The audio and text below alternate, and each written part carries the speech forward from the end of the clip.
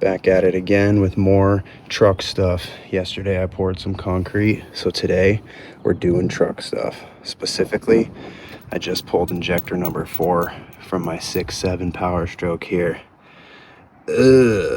No wonder I was getting an intermittent contribution imbalance code. So I already got it pulled out because I just wanted to make sure everything would be all gravy, but we will go ahead and get into how I did that next. All right, so getting it out from all the way back there, injector number 4 is your last injector on the passenger bank. It's actually relatively simple and quick if you have your EGR out of the way. I took, I don't know, maybe 10-15 minutes to get it out, and that was figuring out how to get it out. And this is how I did that. The injector fits back in there more or less like this. So I took off the fuel lines to the fuel rail there, as well as the connectors.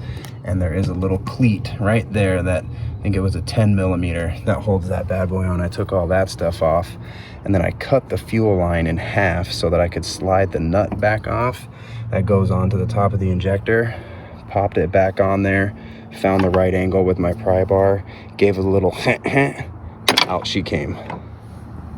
Okay, so something to note about the 6.7 Powerstroke injector that I didn't know before I got the truck is that they are specific to each cylinder. Well, at least certain ones, 1, 2, 7, and 8, 3, 4, 5, and 6, or whatever the other numbers are. But so you have to actually remember this little code and like serial number essentially at the top, so that after you install it, you can reprogram it to have the proper spray pattern. Look at how nice and clean that tip is there. So you can have the proper spray pattern anyway from the powertrain control module. So I'll have to use my scan tool to do that. Never done it. We'll kind of figure it out together, but I'm gonna get this one in here and then go ahead and do that.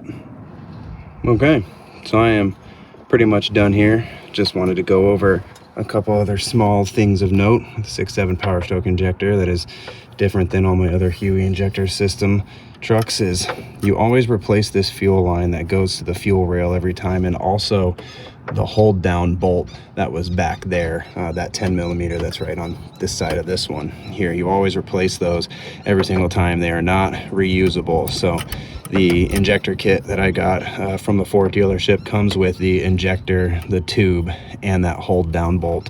And then everything is just loose in here just because I got it all back, but I wanted to show you something else. That little tab right here on top of, honestly, whatever this line is, it has this little pop top guy right here. You just kind of push that up to get it off and then down to get it back on so that it's nice and secure. So alrighty, we are all snugged back up. It is very difficult to get a torque wrench on that bolt back there. So the rule is always tighten, but don't over tighten. So I gave it a good snug down, and then same thing on these fuel line bolts with a 17 millimeter wrench on those. It was this one right here actually, and I decided to make another video to show. I found that this setup right here, just going right underneath the fuel line for the number 3 injector with the 17 on the open end, is the easiest way to get that bad boy right off of there. A couple of small turns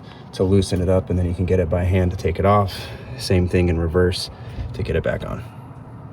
Rolling right along through this thing here. I am obviously at the point where I have put in the 10-digit code that was on my injector. My Icon T7 scanner that I got here from Harbor Freight, I think when I got it, I mean, it's not cheap, but it's pretty cheap for the things that it can do like this. It is a bi-directional scanner, which is what you're going to need to be able to do this.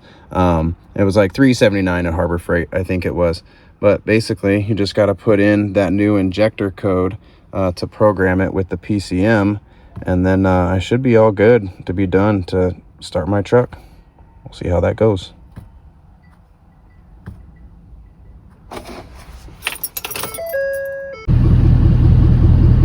She's purring again. There are a few videos in my camera roll that are going to stay there for me only, because it didn't want to start when I went to go start it. For some reason, something weird happened. My batteries didn't want to start it after I put them back in, so I just replaced them with some extra batteries that I had from my 6.0 that is in Tennessee. But she's purring, running good. I don't hear the little ticking sound that I was hearing before that prompted me to want to change it. Sounds pretty good now. Start it up real quick once it actually cranked over. You do need to burp your fuel system basically after you change an injector, because you open up the fuel rail to the air. So you just have to cycle the key on, engine off 3 times for 30 seconds to do that. So I'm on my little test drive here. It's driving pretty great.